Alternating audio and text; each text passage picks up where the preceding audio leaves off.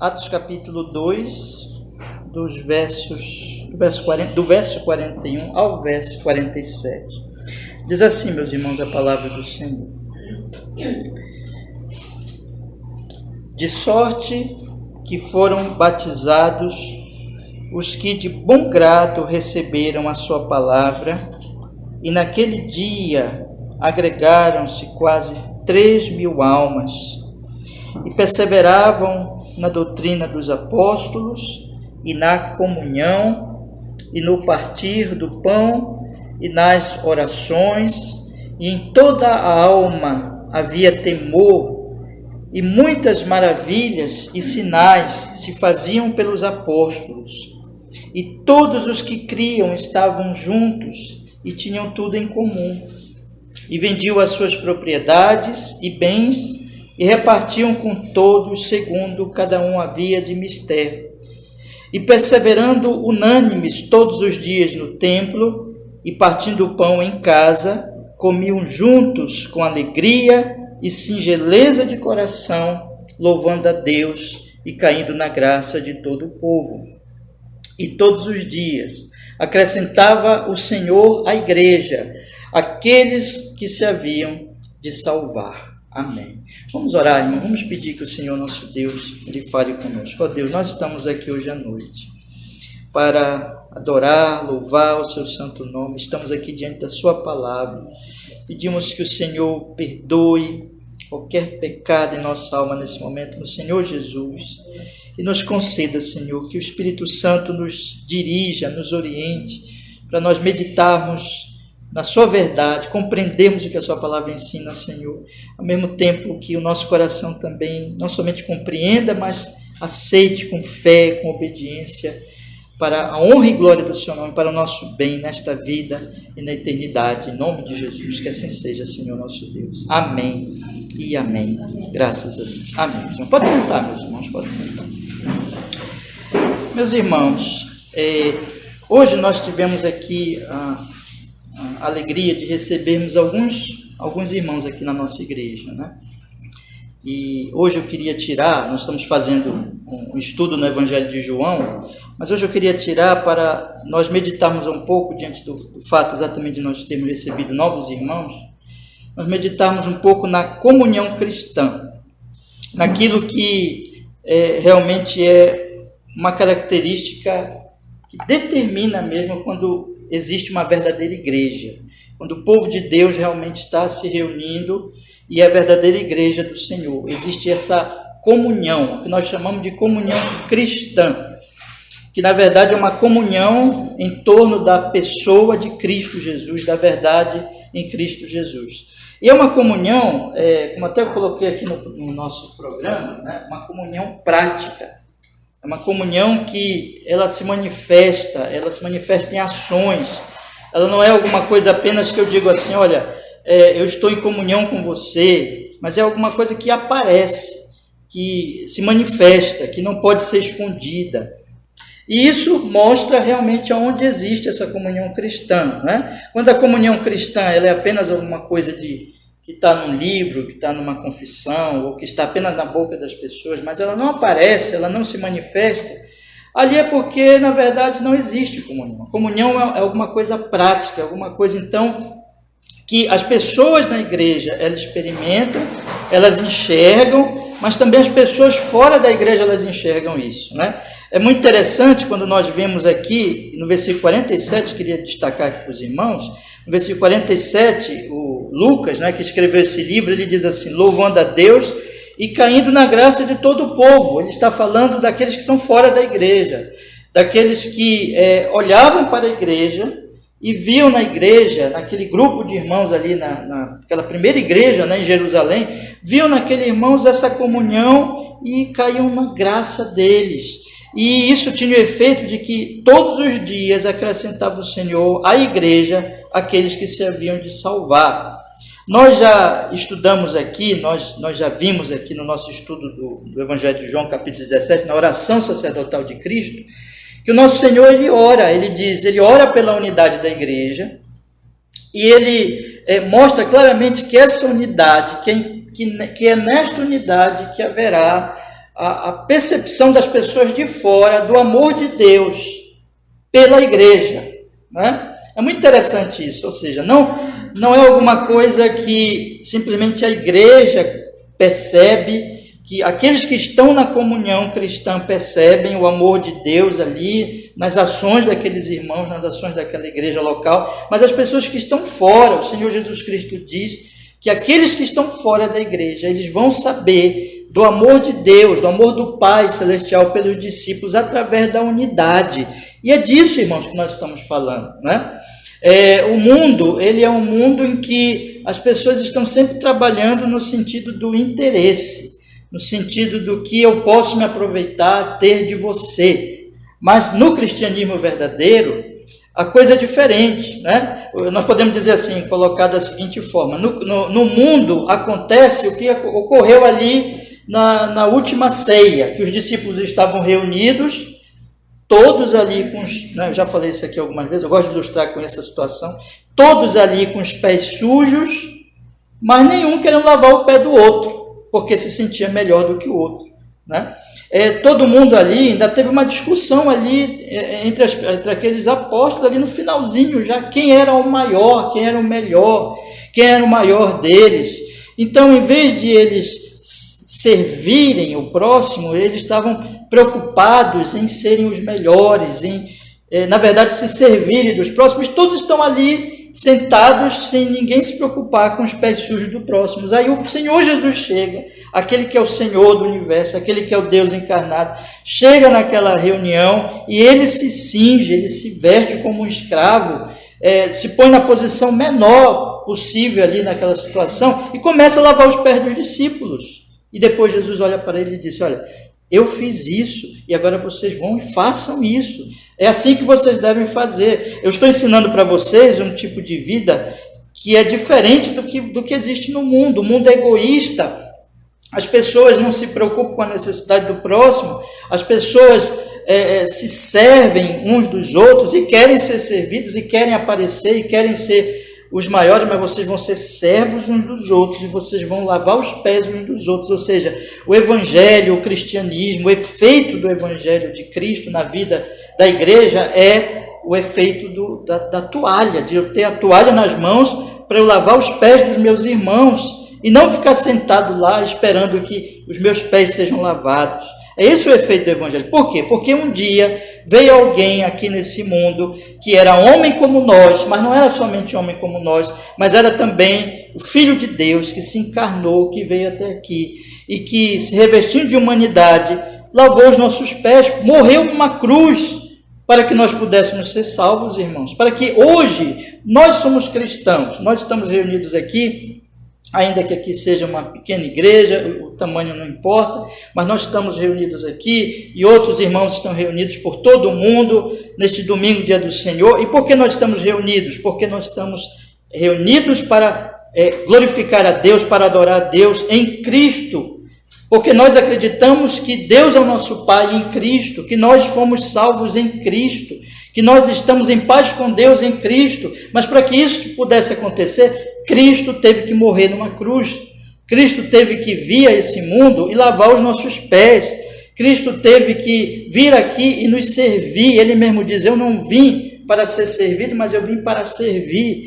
E a partir do momento que nós somos lavados pelo sangue de Jesus, percebemos o amor de Deus, a graça de Deus, nós que éramos inimigos, nós que tínhamos traído a Deus, nós que gostaríamos e tínhamos vivido de maneira como se Deus não existisse, gostaríamos que Ele não existisse, nós que odiamos a Deus por natureza, mas Ele nos amou, mandou o seu Filho, e Cristo morreu numa cruz para a nossa salvação. A partir do momento que o ser humano compreende isso e crê nessa verdade, percebe a graça de Deus, o amor de Deus, ele então tem uma revolução na sua mente, no seu coração. Ele começa a entender que aquilo que está no mundo, aquilo que ele percebe no mundo, cada um cuidando da sua vida, a maldade, a perversidade, o egoísmo, isso é fruto do pecado, mas que Deus, lembra que João diz, Deus é amor, Deus mandou o seu Filho. Deus amou o mundo de uma tal maneira que deu o seu Filho unigênito para que todo aquele que nele creia não pereça, mas tenha a vida eterna. E aqui, meus irmãos, nesses poucos versículos, e eu não vou fazer exposição desse texto, é um texto riquíssimo que nós levaremos semanas aqui para, na verdade, meditar em muitos aspectos aqui desse texto, mas o que eu quero fazer hoje não é exatamente uma exposição detalhada do texto, mas ler com vocês esse texto e alguns outros que mostram essa comunhão que tem a ver com esse lava-pés, que tem a ver com esse serviço, essa comunhão em Cristo, em torno de nosso Senhor Jesus Cristo, essa comunhão prática. Eu desejo meditar um pouco com vocês sobre qual é a base dessa comunhão, né? Qual é o fundamento dela e como ela realmente se manifesta, como ela acontece, como ela ocorre, qual é a prática dela, enfim. E desejo também falar aos irmãos de uma falsificação dessa comunhão, é muito impressionante, é muito importante até nós notarmos que mesmo onde Deus está operando, numa comunidade, numa igreja onde Deus está operando, ainda existe a fraqueza humana, ainda existe, meus irmãos, aquilo que nós podemos chamar assim do risco humano, né? Tudo é pela graça de Deus. Aonde realmente está acontecendo alguma coisa boa, e eu não digo só na igreja, não, eu digo fora, né? Onde está realmente acontecendo algo bom, seja na igreja, aquilo que nós chamamos na igreja de graça especial de Deus, é a graça que Deus ele opera no seu povo amado, na sua igreja, que ele salva em Cristo, é a sua graça especial com relação à igreja.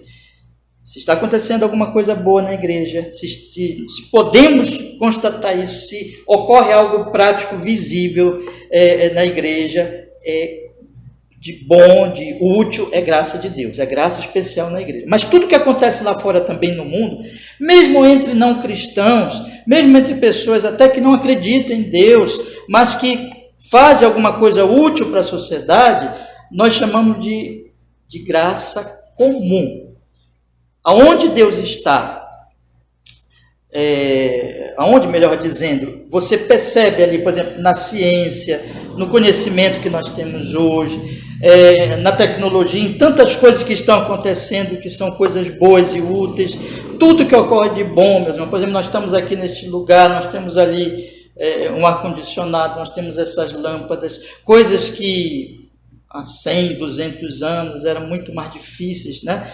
Temos celulares, internet, tanta coisa boa e útil acontecendo, isso é graça comum. É Deus na sua bondade, vamos dizer assim, operando e freando a maldade dos homens e dando sabedoria aos homens para que eles produzam coisas boas. Só para dar um exemplo para vocês, já que eu estou tratando aqui deste assunto, quando você lê Gênesis capítulo 3, a Bíblia fala, depois que o homem peca, imediatamente após o homem pecar, lá em Gênesis capítulo 3, a Bíblia fala, por exemplo, que a mulher engravidaria com dores a partir da queda. Ali é a maldição, a dor na gravidez. A Bíblia diz que quando Adão fosse trabalhar depois da queda, depois do pecado, ele iria ter que suar, né, com suor, iria ter os espinhos, iria ter as dificuldades no trabalho dele, o trabalho se tornaria difícil. Ali é maldição na queda. Mas não vemos a graça comum de Deus, porque a Bíblia diz ali também o quê? Que haveria trabalho. Né? Se você pega o Salmo 104 mostra que há o trabalho, que há o cuidado de Deus com os animais, com a criação, com o trabalho. Se você pega o exemplo, a questão da mulher que iria ter a gravidez com dores, mas haveria gravidez, haveria a geração de filhos. Então é a graça comum de Deus. Por que eu estou falando isso, meus irmãos? Porque eu coloquei aqui dois tipos de graça, né? A graça especial de Deus está na igreja, por obra do Espírito Santo, quando o Espírito Santo transforma o coração dos homens, leva a Cristo, converte os homens, faz com que isso aqui aconteça, que nós lemos aqui em Atos, graça especial. Tudo isso acontece por causa da graça de Deus. Mas quando lá fora mesmo no mundo, as coisas boas que acontecem, o trabalho, tecnologia, tanta coisa importante que nós vemos acontecer, as vacinas agora que nos livraram dessa terrível pandemia que Nós estamos aqui sem máscara já, tudo isso que é graça comum de Deus. Deus está dando capacidade aos homens. Mas por que eu estou destacando isso, meus irmãos? Porque essa graça é o que nos livra de um mundo ser destruído completamente. É o que permite ainda a sociedade existir. É o que permite ainda, evita, melhor dizendo, que as guerras nos destruam completamente, que a vida social se torne completamente impossível por causa da maldade do coração dos homens. É a graça de Deus. Mas existe, é isso que eu quero destacar aqui aos irmãos, existe sempre o risco humano. Isto é, ainda que a graça de Deus esteja operando e contendo essa maldade humana, mas nós, não vou falar do mundo hoje, mas no mundo aí, a gente sabe, não precisa nem falar de que existe maldade, assassinato, corrupção, todo tipo de tragédia que os homens fazem na sua loucura, no seu egoísmo. Não precisa nem falar aos irmãos que todo mundo sabe disso. Mas mesmo na igreja, meus irmãos, existe o risco humano. E hoje eu gostaria de falar da comunhão com vocês, que é obra dessa graça, mas gostaria então de dar algumas definições aqui, a base e como essa graça se manifesta, mas gostaria também de falar desse risco humano, que Atos dos Apóstolos vai mostrar para nós, ou seja, que existe alguma coisa que ocorre no seio da igreja e que nós precisamos estar conscientes disso. Ou seja, nem tudo são flores, nem tudo é belo, nem tudo é maravilhoso. Quando nós lemos aqui esse quadro tão bonito, né? Coisa maravilhosa, né? Que eles 3.000 almas foram convertidas, perseveravam na doutrina dos apóstolos, na comunhão, nas orações, no temor a Deus. Os apóstolos faziam maravilhas, milagres, todos estavam juntos, vendiam suas propriedades, não tinha necessitado entre eles, não tinha, enfim, ali alguém passando fome. Eles louvavam a Deus, eles caíam na graça do povo, Deus trazia as pessoas. É um quadro tão bonito, parece que vai ser sempre assim, né? Mas não vai ser sempre assim. Existe o risco humano. Existe aquilo que os homens fazem. E eu gostaria hoje de falar da graça de Deus, para que vocês percebessem que tudo é pela graça. E de como as coisas acontecem, mas também falar desse risco humano, para que você ficasse alerta, irmão. Para que você não confiasse no seu coração, para que você não confiasse na sua capacidade, para que você não pense, não entenda que você não tem nenhum risco.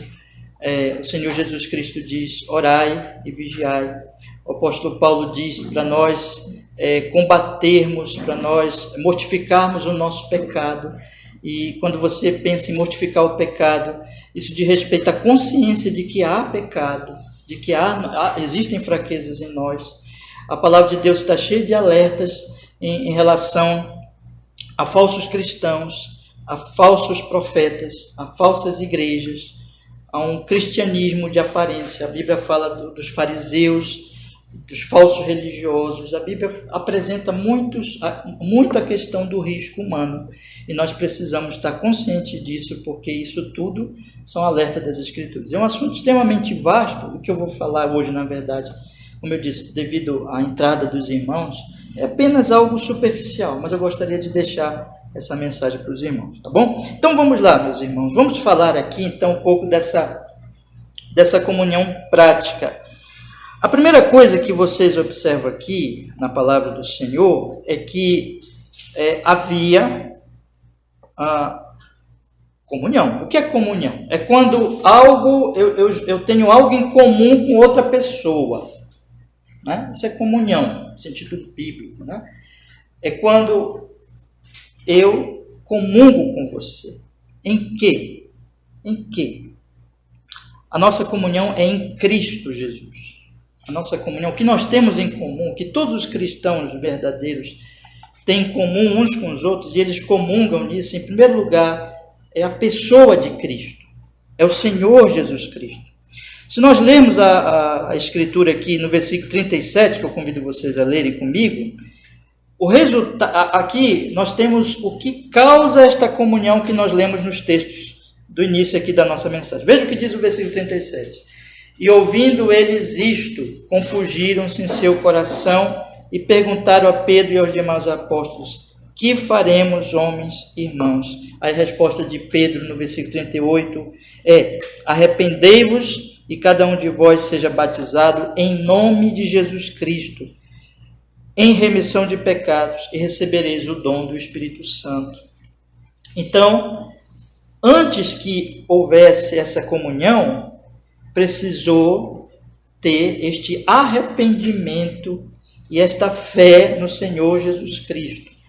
E este arrependimento, semana passada eu li com vocês aqui, né, Atos capítulo 2, li praticamente todo o Atos 2, e mostramos aqui que este arrependimento e esta fé no Senhor Jesus Cristo veio mediante a pregação da palavra de Deus. Isto é, Pedro se levantou, pregou o evangelho, pregou a palavra, falou dos pecados daqueles judeus que eles tinham crucificado a Cristo. Disse que Cristo era prometido no Antigo Testamento. Disse que eles crucificaram o Filho de Deus, o Messias, aquele que estava ali prometido. O Espírito Santo tinha acabado de ser derramado. Atos capítulo 2 ali o evento do Pentecostes, da vinda do Espírito Santo. E Pedro então prega no poder do Espírito Santo sobre o Senhor Jesus Cristo. E esses homens ficam compungidos no coração, ou seja, eles ficam quebrantados no coração.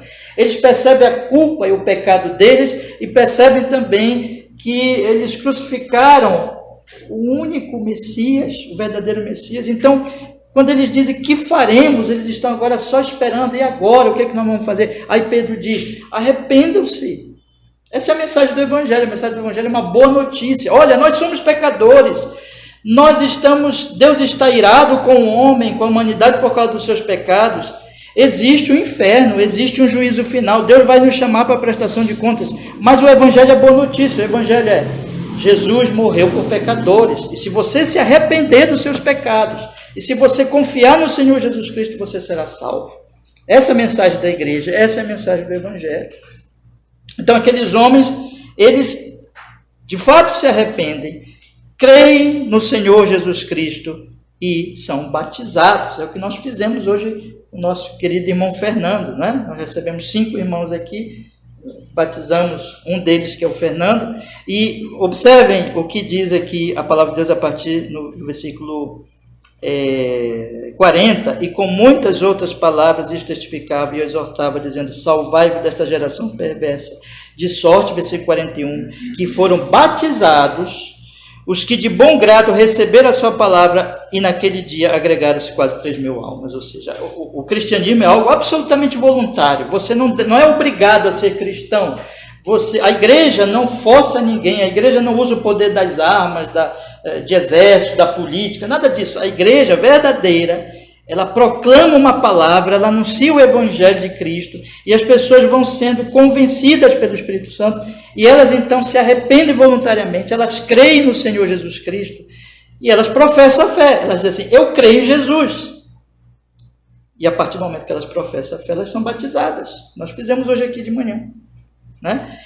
E o batismo é um testemunho público. Significa que eu morro para o mundo, para o pecado, mergulhando, né? E eu volto daquelas águas. Significa que eu morro e ressuscito em Cristo. Eu morro para o pecado, eu ressuscito para Deus. Eu sou lavado, eu sou purificado. Assim como as águas do batismo me lavam, me purificam fisicamente, eu sou lavado pelo sangue de Jesus. Eu sou renovado pelo Espírito Santo. Nós já estudamos isso aqui sobre o batismo no Catecismo Ortodoxo. Então, Deus, ele opera na minha vida, e o batismo eu estou testemunhando sobre isso. E a partir daí, diz a palavra de Deus aqui, versículo 41, que foram batizados os que de bom grado receberam a sua palavra. E naquele dia agregaram-se quase 3.000 almas. São essas 3.000 almas que fazem isso do versículo 42 em diante. São essas 3.000 almas agregadas junto com os que já tinham crido antes, que perseveraram na doutrina. São esses em que não havia temor, versículo 43. São esses em que tinham tudo em comum, versículo 44. São esses que vendiam as suas propriedades, versículo 45. São esses que perseveravam unânimes todos os dias no templo, versículo 46. São esses que partiam pão de casa em casa, que é a ceia do Senhor, que nós temos os dois sacramentos, as duas ordenanças, o batismo e a ceia. São esses que participavam do pão e do vinho no culto público continuamente. São esses que com alegria e singeleza de coração viviam assim e faziam isso, que louvava a Deus. São esses que caíram na graça do povo.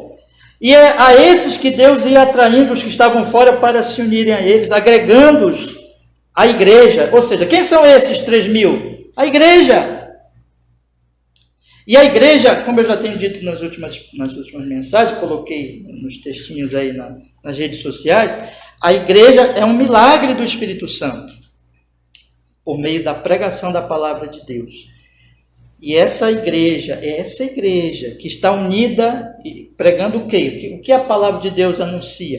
A palavra de Deus anuncia Cristo, anuncia essa salvação. Esta igreja que comunga, que tem em comum Cristo, a verdade. Se você for falar com qualquer cristão de qualquer parte do mundo, um cristão verdadeiro, pode ser daqui do Brasil, pode ser do Japão, da China, dos Estados Unidos, da África, da Ásia, da Europa, qualquer lugar do mundo, todos confessarão que creem em Jesus. Se essa confissão for verdadeira, se essa confissão não for só da boca para fora, ali está um cristão e todos confessam que creem em Jesus, que esperam a salvação, que esperam estarão um dia com Deus para sempre, após esta vida, no novo céu e na nova terra, por causa do Senhor Jesus Cristo. Essa é o cristianismo, digamos assim, essencial. Cristo crucificado, Cristo sepultado, Cristo ressuscitado, Cristo que subiu ao céu, Cristo que em breve voltará. Cristo. Eles comungam dessa fé em torno do nosso Senhor e Salvador Jesus Cristo, e é isso que os pregadores fiéis anunciam, é isso que a palavra inteira, este livro que nós temos nas nossas mãos, de Gênesis e Apocalipse, o centro desse livro é Cristo, Cristo prometido no Antigo Testamento, Cristo que veio no Novo Testamento, Cristo que voltará no Apocalipse para estabelecer o seu reino. O centro da Bíblia é Cristo. Então a nossa comunhão, o que nós temos em comum? Cristo.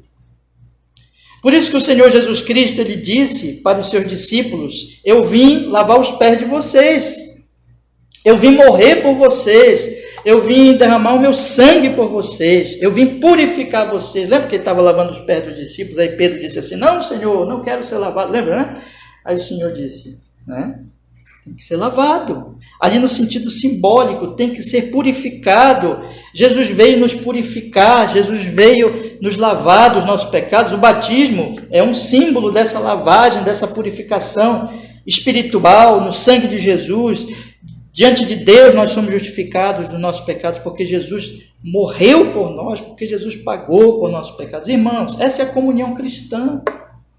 E se eu tenho Cristo, se você tem Cristo, nós estamos unidos. Aí Paulo vai dizer, não tem homem, não tem mulher, não tem grego, não tem judeu, não tem servo, não tem livre, não tem brasileiro, americano, não tem esta ideologia ou aquela outra ideologia. Tudo que nos separa, tudo o que divide os homens, o que divide é o pecado, cai por terra, porque agora nós estamos unidos e o que nos une é Cristo.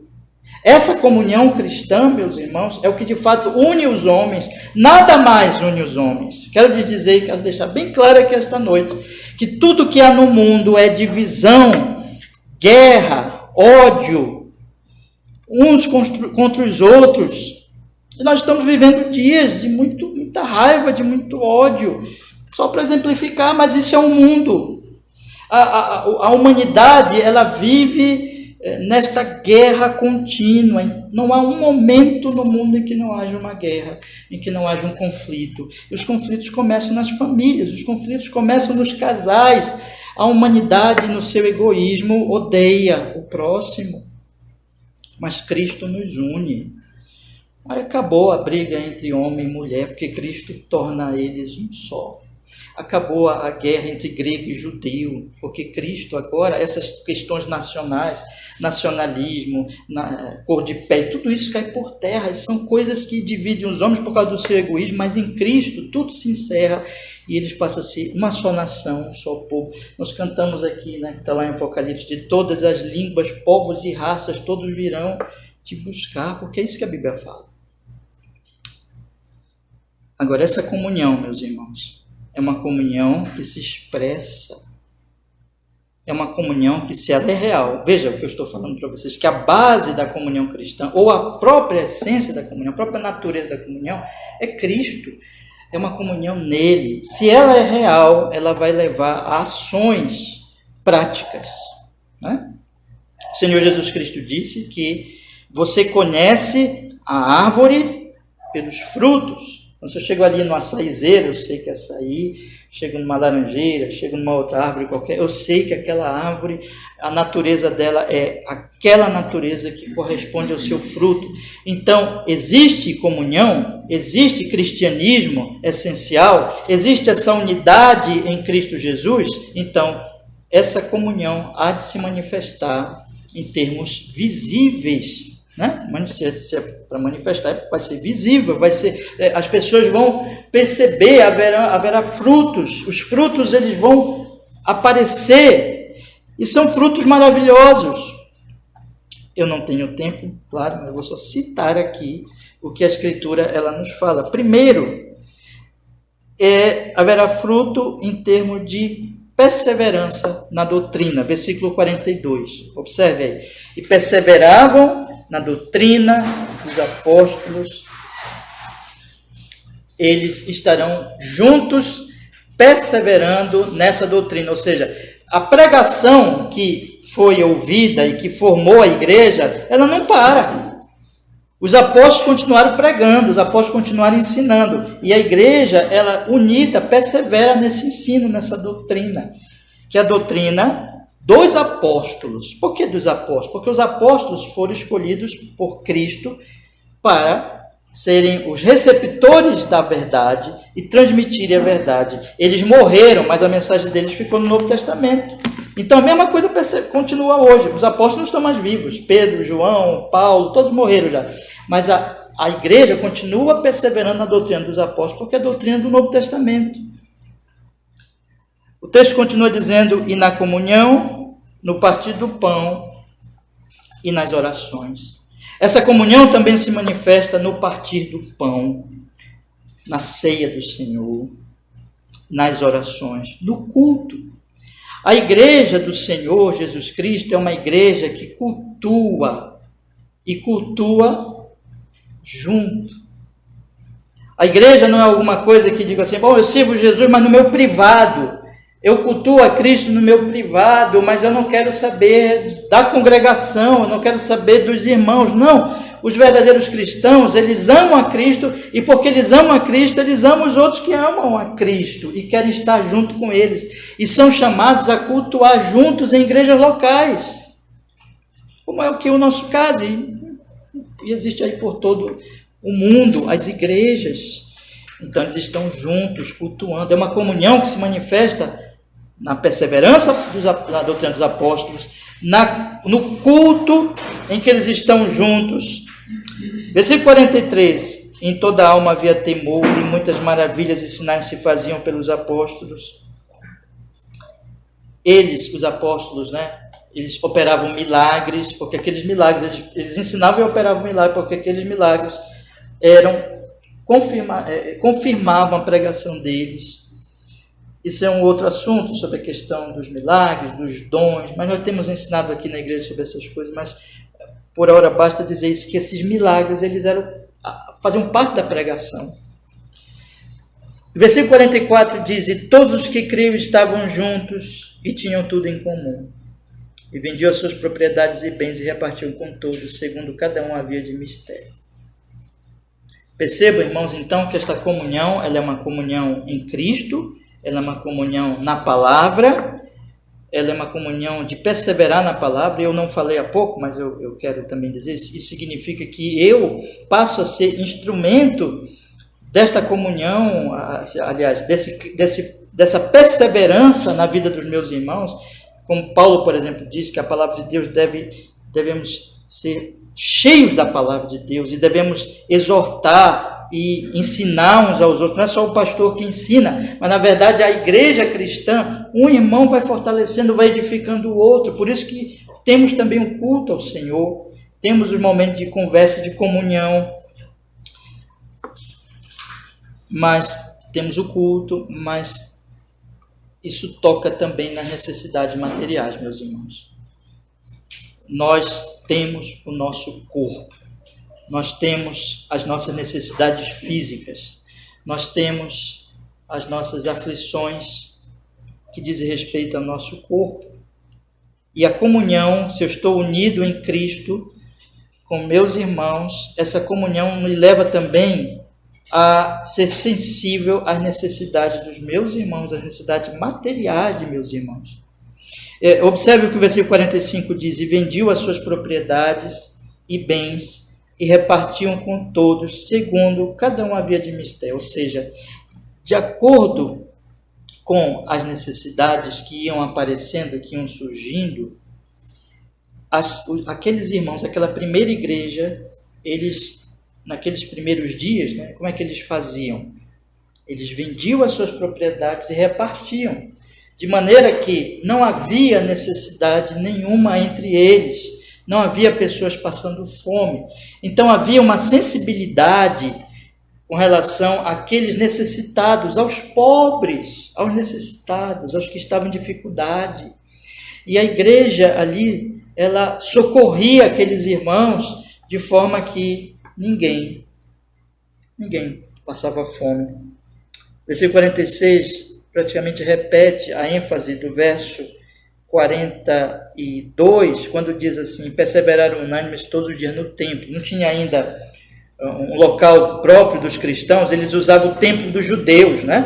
Então perseveravam ali todos os dias no templo, partindo o pão em casa, tinham cultos ali no templo, tinham cultos em casa, comiam juntos com alegria e singeleza de coração. Aqui está, meus irmãos, é um resumo muito importante dessa comunhão, de que essa comunhão entende. Então, o que nós aprendemos aqui? Que essa comunhão, ela é uma comunhão em torno de Cristo e é uma comunhão que se expressa na perseverança na doutrina, no culto público, no partir do pão, no fortalecimento espiritual e doutrinário de uns para com os outros, mas também é uma comunhão que não fica só na questão espiritual, da fé, mas também toca nas necessidades físicas. E podemos dizer aqui, apesar de que aqui não está explícito esse aspecto, mas está incluído também aqui com certeza o aspecto emocional, né? A Bíblia fala aqui que eles tinham alegria, versículo 46, e singeleza de coração. A palavra de Deus fala que dá para a gente sentir a alegria dessa igreja, não dá? Que eles estavam alegres, que eles estavam contentes, que eles estavam felizes na comunhão.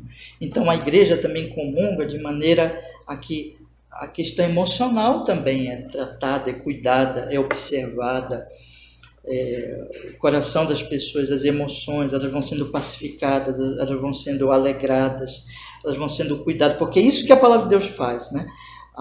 Se você lê o livro de Salmos, os salmistas estão cheios de todo tipo de expressão, de emoções, tristeza, alegria, angústia, medo, mas eles sempre oravam e sempre buscavam o fortalecimento em Deus. É isso que a igreja faz também através da comunhão, da pregação. É um cuidado também com as emoções. Mas, meus irmãos, aqui está. Isso causava um impacto aos de fora. Essa comunhão, portanto, é uma comunhão visível, prática, que ela é em Cristo e que ela se expressa, então, nessa maneira visível, como eu tratei, e isso dá um impacto lá fora, gente.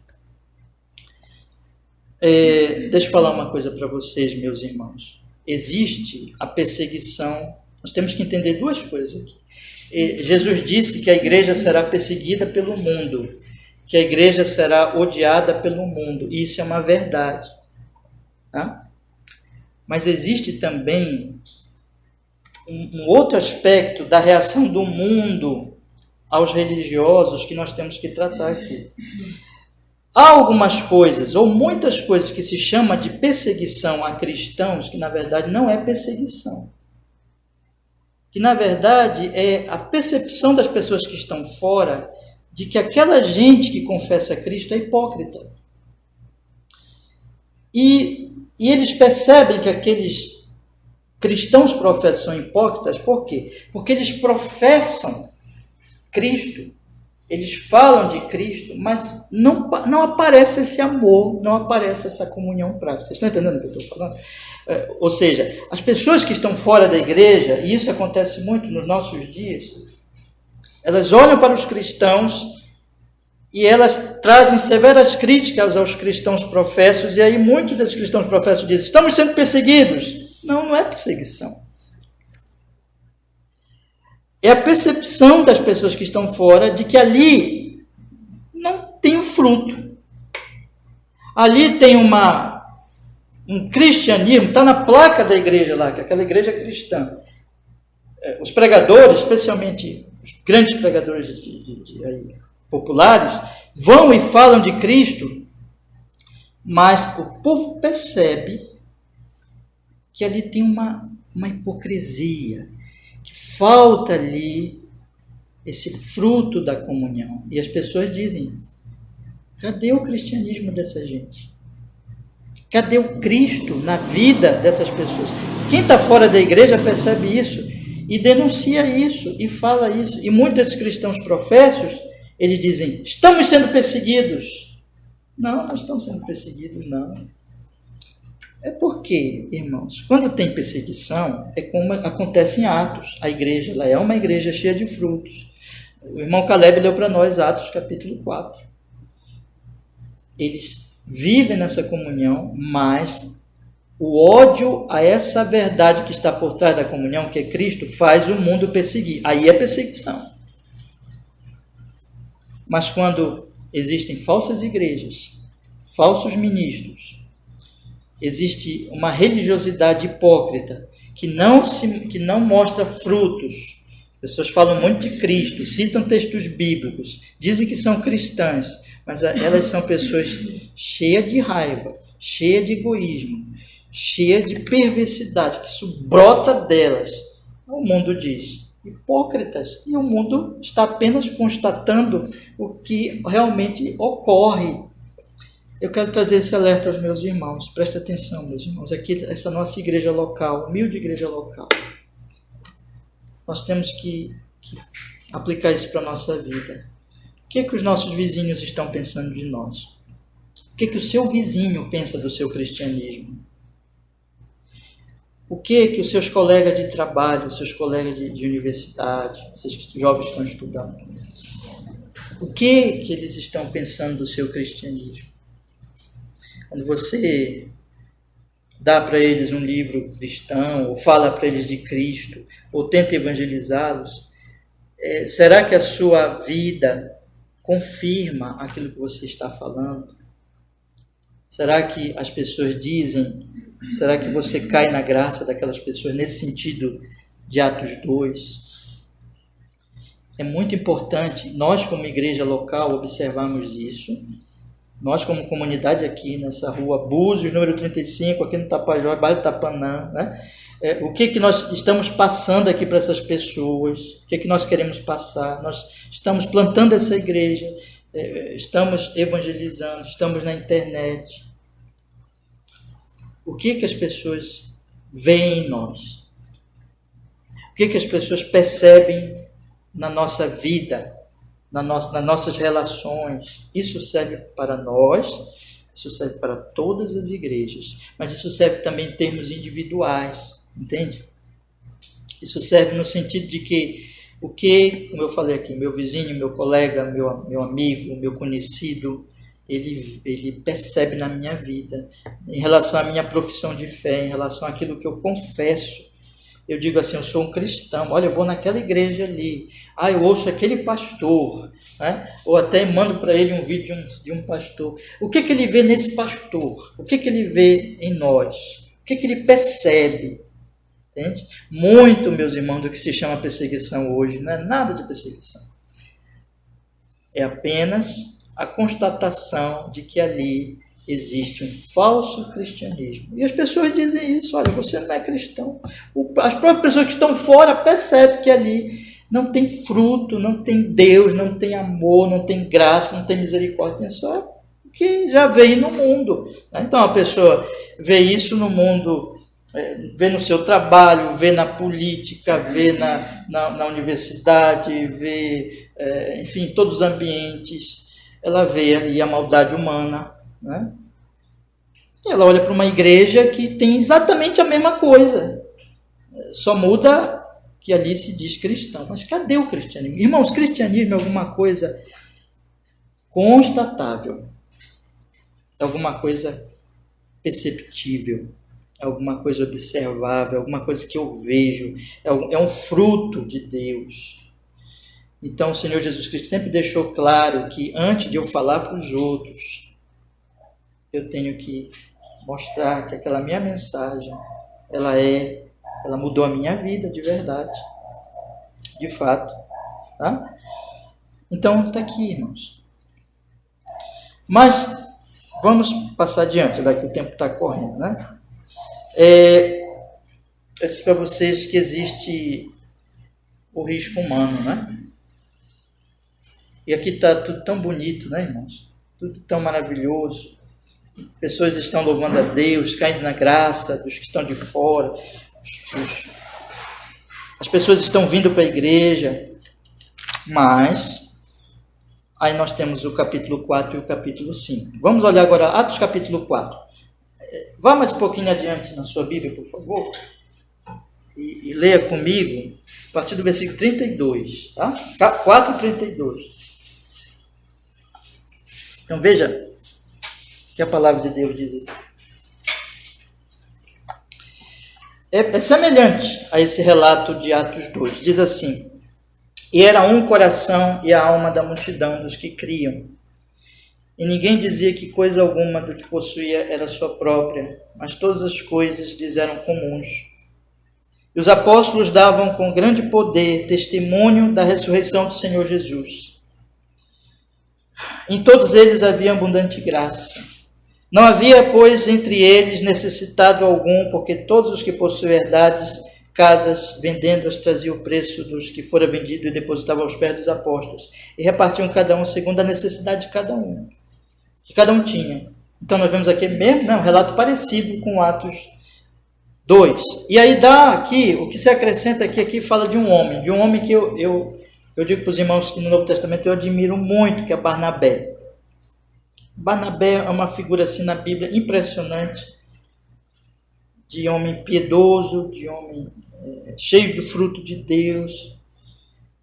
E diz aqui o texto, no versículo 36, então José, chamado pelos apóstolos Barnabé, que traduzido é filho da consolação, né? Esse nome aqui já é maravilhoso, né? O nome dele, o significado é filho da consolação. Levita, natural de Chipre, possuindo uma herdade, vendeu-a e trouxe o preço e depositou aos pés dos apóstolos.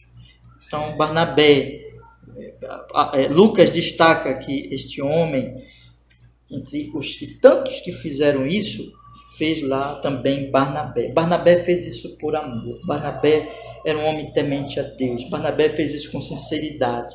Barnabé não queria aparecer. Barnabé não queria que as pessoas olhassem para ele e dissessem assim: olha como Barnabé é santo, é piedoso. Não, Barnabé era um homem que fazia ali as coisas discretamente, por amor, sem querer holofote, sem querer que as pessoas olhassem para ele. Maravilhoso. Mas aí vem o capítulo 5. E é interessantíssimo observar que Lucas ele faz questão de fazer um contraste. E nunca desconsidere um contraste nas Escrituras, porque os contrastes nas Escrituras, ou seja, aquilo que a Bíblia destaca como uma diferença, é para nós percebermos realmente que tem ali diferença. Barnabé é graça de Deus. Mas no capítulo 5, Ananias e Safira é o risco humano. Aquilo que eu falei na introdução. Então no capítulo 5 diz assim, vamos ver. Mas um certo homem, veja, percebo mais, né? Mais um certo homem, ou seja, olha, tudo maravilhoso, mas aí aparece este homem, este casal. Mais um certo homem chamado Ananias, com Safira, sua mulher, vendeu uma propriedade e reteve parte do preço. Ou seja, ele vendeu, diferente de Barnabé, que possuindo uma herdade vendeu e trouxe o preço total, depositou aos pés dos apóstolos, como outros irmãos faziam, mas aqui Ananias vendeu parte e reteve parte do preço, sabendo também a sua mulher, levando uma parte, depositou aos pés dos apóstolos. Então disse Pedro: Ananias, por que encheu Satanás o teu coração, para que mentisses ao Espírito Santo e retivesses parte do preço da herdade? Guardando-a, não ficava para ti, e vendida, não estava em teu poder? Por que formaste este desígnio em teu coração? Não mentistes aos homens, mas a Deus. Ananias, ouvindo estas palavras, caiu e expirou. Ali houve um juízo severo de Deus. Ele expirou, e um grande temor veio sobre todos os que isto ouviram. O que aconteceu ali, meus irmãos? É que Ananias e Safira, eles quiseram simular a humildade, o amor dos outros que estavam doando. Observem que essas doações não eram por constrangimento. Os apóstolos não ficavam ali forçando as pessoas a doar. Era algo absolutamente voluntário. Tanto que Pedro diz que, no versículo 44, guardando não ficava para ti, ou seja, teu, tu podia ter vendido e ficava o dinheiro para ti. Vendida não estava em teu poder, por que formaste desígnio em teu coração? Ou seja, ninguém é obrigado a doar, aquela doação era voluntária. Por que fizeste isso? Por quê? Não querias, o que Pedro está dizendo é que não querias realmente doar, entendeu? Não querias, não tens esse coração generoso que realmente gostaria de doar. Não, eu vou doar uma parte, eu vou reter, mas eu vou parecer que doei, né? No versículo 5 diz: e Ananias, ouvindo essas palavras, então expirou e tal, aí sepultaram ele. No versículo 7 diz: e passando o espaço de quase 3 horas, entrou também sua mulher, não sabendo o que havia acontecido, e disse-lhe Pedro: dize-me, vendeste portanto aquela herdade? Ela disse: sim, portanto. Então Pedro lhe disse: por que é que entre vós vos cercastes, vos concertaste para tentar o Espírito do Senhor? Eis aí o porta os pés dos que sepultaram o teu marido e também te levarão a ti. E logo caiu aos pés, então ela também morreu. Mas o ponto aqui era, eles diziam que tinham vendido por tal valor, mas na verdade tinham vendido por um valor maior. Mas aquele valor que eles apresentavam, irmãos, era para simular a generosidade que os outros tinham em realidade, mas a deles era uma coisa hipócrita, era uma coisa para aparecer. É algo que o próprio Pedro diz que era de Satanás. Versículo 3. O diabo, ele aparece aqui como aquele que vai perseguir. O diabo aparece em 2 sentidos na Bíblia com relação à igreja: ou como perseguidor ou como sedutor, né? E eu já falei aqui que isso também o mundo vai fazer, ou vai perseguir ou vai seduzir. E aqui foi a sedução, como ele fez com Judas. Lembra que Jesus disse que ele entrou em Judas? Então o diabo que fez a Eva cair no jardim do Éden, ele conhece, ele é astuto, então ele vai apresentar uma tentação para um homem, para uma mulher que corresponde àquilo que o coração dele ama, que o coração dele tende para aquele pecado, para aquela fraqueza. Então o diabo vem e apresenta, enche o coração no sentido de que ele vai exatamente tentar este homem Aqui está o risco humano, aqui está a fraqueza humana, e que o diabo sabe se aproveitar dessa fraqueza. E que se não for a graça de Deus, vocês lembram que eu disse para os irmãos no início? Tudo é graça. Se não for graça de Deus, as pessoas não resistem. O ponto aqui, porém, irmãos, é que aqui existe a hipocrisia tentando. Então, ali, o homem e a mulher, aqui no caso, estão tentando se fazer de Barnabé, e dos outros, só que não são. Eles querem. Barnabé não queria holofotes, mas eles querem que todos os irmãos digam: vejam o que Ananias fez, vejam o que Safira fez. E ali, Deus imediatamente revelou isso para Pedro. Pedro era um apóstolo, Pedro tinha, como eu disse, né?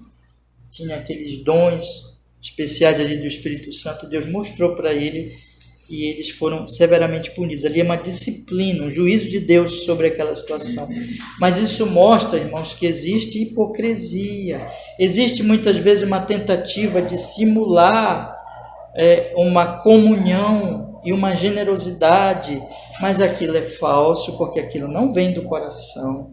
Aquilo tem outros propósitos. Então isso mostra o seguinte: existe o risco humano, existe uma falsa comunhão, existe uma tentativa de parecer que ama a Deus e que ama o próximo, mas o que faz realmente a diferença, meus irmãos, é o coração. Vocês percebem que no versículo 3 diz: porque encheu o teu coração.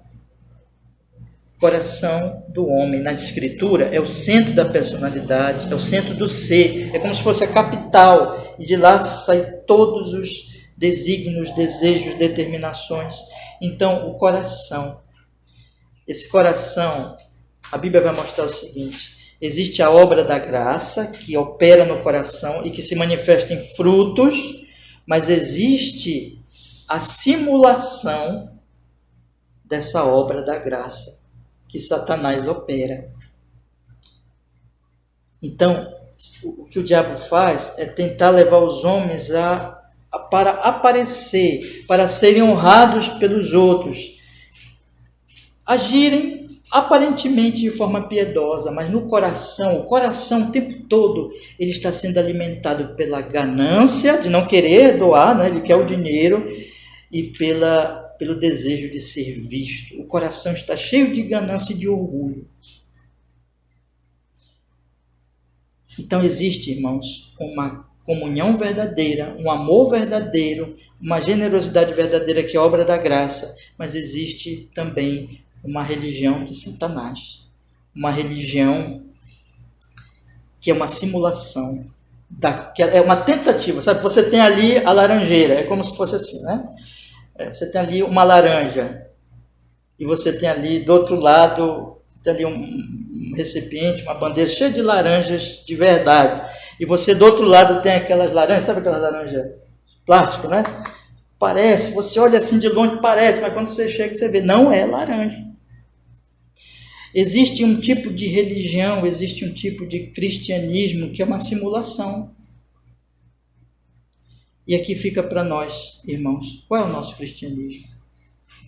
O cristianismo verdadeiro é o cristianismo do coração, que busca a glória de Deus e ama e serve ao próximo. Desde o coração. Mas o cristianismo falsificado, o cristianismo falso, uma religião de Satanás, é uma religião em que o coração não ama a Deus, não ama o próximo, mas tudo que faz uma tentativa de simular esse cristianismo, na verdade, é para autopromoção.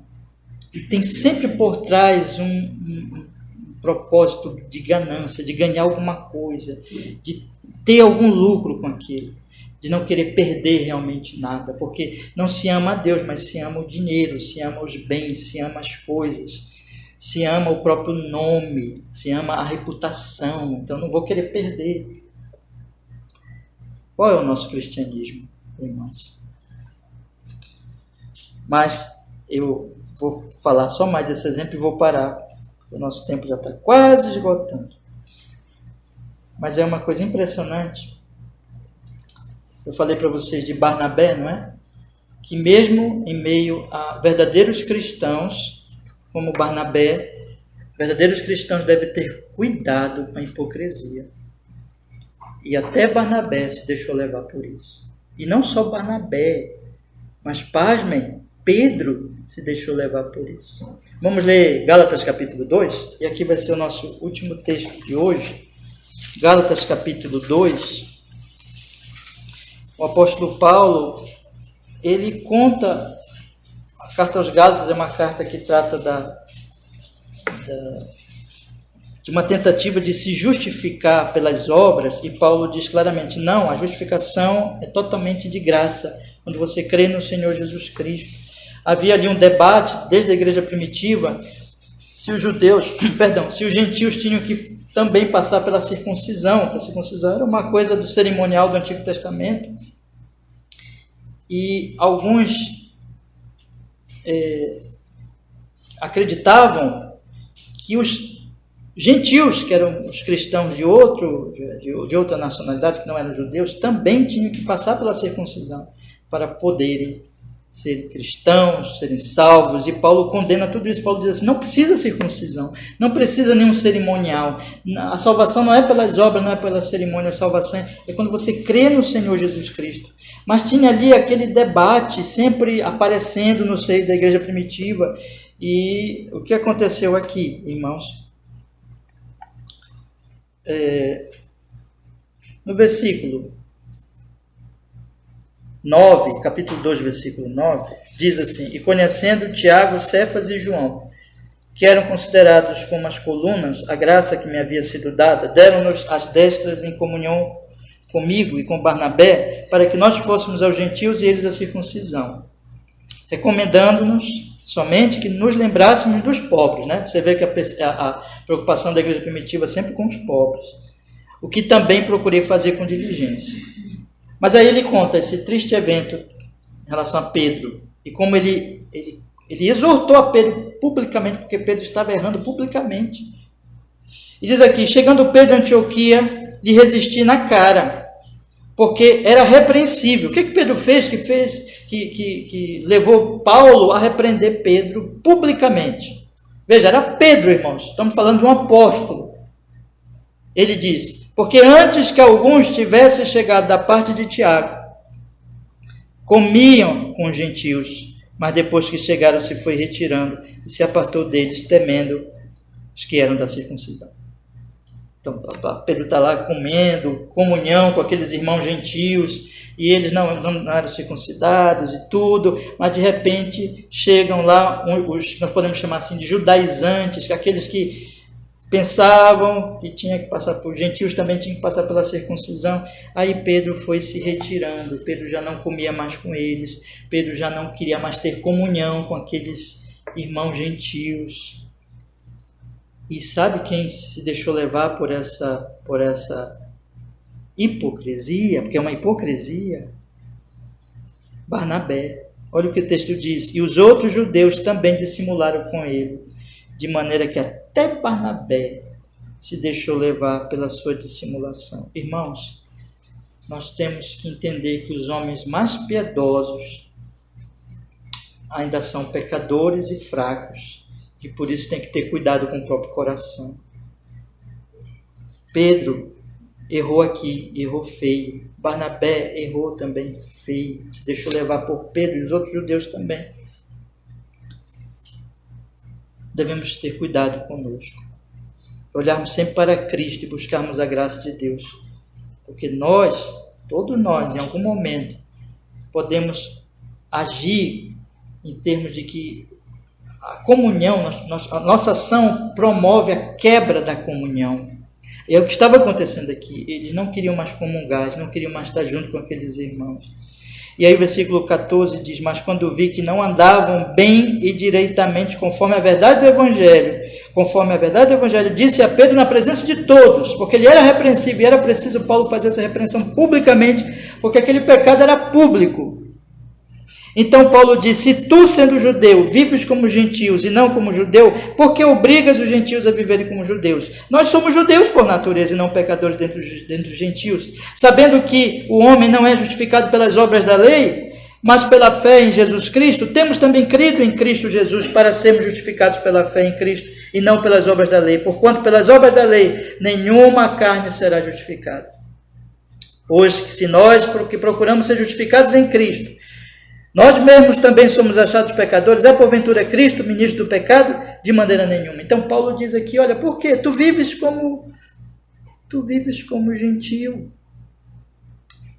Tu sabes que a salvação não é por essas cerimônias. Tu sabes disso. Como é que agora queres obrigar os gentios a viverem como judeus? Porque temeste os homens. Porque ficaste com receio dos homens. Não faças isso, Pedro. E para isso, quando Paulo disse isso, Paulo estava dizendo isso para Barnabé também, e para todos os que estavam ali participando daquela hipocrisia, daquele pecado. Irmãos, a comunhão, e a fé cristã, e o Evangelho de Cristo, que nos une, ele supera circuncisão, supera nacionalidade e nos une realmente em Jesus. Mas esse exemplo bíblico aqui nos deixa em alerta para dizer assim, cuidado, para que você não se separe de outras pessoas por motivos que não sejam, digamos assim, próprios para a separação, por medo de outros homens, para não perder alguma coisa, algum apoio, sacrificando o Evangelho, sacrificando aquilo que realmente é de importância. O que nos une, meus irmãos, não é se nós somos judeus ou gentios, não é se nós somos circuncidados ou não. O que nos une é Cristo. E aqui estava em jogo a defesa do Evangelho. Quando vi não andarem, veja o que ele diz no versículo 14, é muito sério isso, mas quando vi que não andavam bem e direitamente conforme a verdade do Evangelho. A vida, a prática de Pedro naquele momento estava indo contrária à verdade do Evangelho, e é isso que feriu muito a Paulo, e é isso que fez Paulo dizer assim, eu tenho que repreendê-lo, porque isso está tocando no cerne do Evangelho. Essa ação de Pedro é repreensível, porque ele está contrariando o Evangelho. E nós temos que entender, meus irmãos, que se as nossas ações em relação aos homens, a nossa aproximação ou afastamento deles, eu já fiz aqui uma série de estudos, alguns domingos, sobre a comunhão e a separação, extremismos, e está publicado aí na internet. Mas se a nossa separação dos homens está sendo levada por outras coisas que não seja o Evangelho, se nós estamos nos afastando das pessoas que são crentes, como nós, por causa de um outro motivo, quebrando a unidade cristã, e com isso nós estamos contrariando o Evangelho de Cristo, se nós estamos agindo assim por algum proveito pessoal e agindo, portanto, com hipocrisia e dissimulando, nós estamos pecando, irmãos. E eu queria lhes dizer hoje à noite, sobre esse estudo sobre a comunhão, nós temos que ter cuidado com isso. Eu queria encerrar, então, dizendo o seguinte: a comunhão cristã, ela é uma comunhão em torno de Cristo. Ela é uma comunhão que vem por causa de Jesus, em Jesus. É uma comunhão prática, que se manifesta no culto e na perseverança na doutrina dos apóstolos, na edificação e no cuidado uns aos outros, na questão emocional também, como eu falei, não somente espiritual, mas também emocional e física. Isso vai mostrar para os outros o cristianismo, mas existe o risco humano. Existem hipócritas, como Ananias e Safira, que podem aparecer na igreja, se manifestar na igreja, mas temos que ver que esse risco humano, se aconteceu até com Pedro, se aconteceu até com Barnabé, que ali é feito contraste entre Barnabé e Ananias e Safira, mas em Gálatas 2, Paulo repreende até Barnabé. É um alerta para nós, para que nós tenhamos cuidado, irmãos. Cuidado, para que você não, de alguma maneira, não cause um cisma na igreja, uma divisão na igreja, uma quebra na comunhão, negando o evangelho por algum motivo, sem propósito, sem nenhum valor. Isso é muito sério. E eu creio que nesses nossos dias tão confusos, irmãos, a igreja do Senhor precisa se posicionar e fazer alguns questionamentos. Nós aqui, todas as igrejas, como está a nossa comunhão? O que está acontecendo conosco? Nós somos crentes em Cristo? De fato, nós estamos manifestando a nossa fé nessa comunhão uns com os outros? As pessoas lá fora estão notando isso em nós? Há hipócritas entre nós? Se há hipócritas, precisam se converter, se arrepender e crer. Estamos tomando cuidado com o risco da nossa fraqueza. Se Pedro fracassou aqui nesse momento, se Barnabé fracassou, devemos estar alertas. A minha forma de agir, meu procedimento tem sido de acordo com o evangelho que eu anuncio, ou de alguma forma está negando isso, está contradizendo o meu anúncio. Nesse momento, Pedro não glorificou Jesus, Barnabé não glorificou Jesus, mas graças a Deus que eles tinham do lado deles ali um Paulo, para repreendê-los, e também esteja preparado para ser repreendido por seus irmãos. Receba isso com grande alegria, viu? Quando algum irmão repreender você, quando você estiver manifestando algum erro nesse sentido. Mas enfim, meus irmãos, que a nossa oração seja de nós mantermos a bendita comunhão cristã e assim louvarmos ao nosso Deus, glorificarmos a Deus diante de nossos irmãos e diante do mundo, para a glória do Senhor Jesus Cristo. Amém. Vamos orar? Vamos pedir que Ele nos fortaleça aqui na nossa igreja, nesta comunhão e as outras igrejas, nossos irmãos amados de outros lugares. Que o Senhor possa fortalecer cada vez mais, nos fortalecer nessas verdades. Senhor, muito obrigado, porque nós pudemos hoje à noite, Senhor, meditar nestes assuntos, nestes temas tão maravilhosos, tão importantes, e que, Senhor nosso Deus, aquilo que for realmente, aquilo que temos tratado, for realmente de acordo com a Sua palavra, o Senhor aplique a nossa alma, ao nosso coração e nos faça, Senhor, experimentar no Senhor Jesus essa comunhão aqui entre nós e outros irmãos também de outras igrejas que vierem ouvir esse estudo, e que em Cristo Jesus também lá fora, aqui na nossa vizinhança, e os nossos conhecidos que não são cristãos, eles possam observar, Senhor, a nossa comunhão e glorificar ao Senhor e serem atraídos mesmo pela igreja, pela comunhão cristã, por Cristo, o amor de Cristo expresso na nossa comunhão. Senhor, e nos guarda da hipocrisia, guarda-nos de uma ação hipócrita de Ananias e Safira, que nós nos pareçamos com Barnabé, e guarda-nos também da fraqueza, Senhor, de Pedro, de próprio Barnabé, que naquele momento cometeram esse erro, esse pecado. Ó Senhor, e seja conosco, que a Sua bênção, que a Sua bondade nos fortaleça e que cada vez mais o Seu nome seja glorificado em nosso viver. Assim nós oramos em Jesus e nós agradecemos. Amém.